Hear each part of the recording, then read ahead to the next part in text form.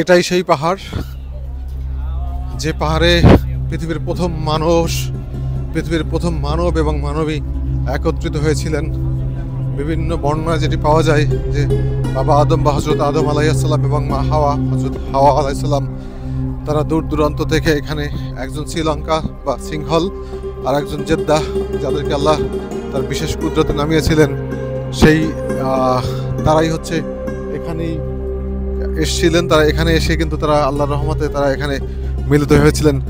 এটাই হচ্ছে আরাফার ময়দান এবং জাবালে রহমত। এই রহমত বা এই পাহাড়ে তারা মিলিত হয়েছিলেন বলে এটাকে জাবালে রহমত বলা হয়। এখানে একটা দোয়া কবুলের জায়গা।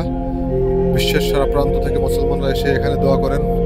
আল্লাহ এখানে দোয়া কবুল করেছেন। হজরত আদম এবং হজরত হাওয়ার দোয়া এখানে কবুল করে তাদেরকে এখানে মিলিত করেছিলেন সেই জাবালে রহমত। সেই পাহাড়ের সামনে দাঁড়িয়ে যারা হাজী সাহেবরা আছেন তারা এখানে এসে দোয়া কবুলের জন্য এখানে মোনাজাত করেন।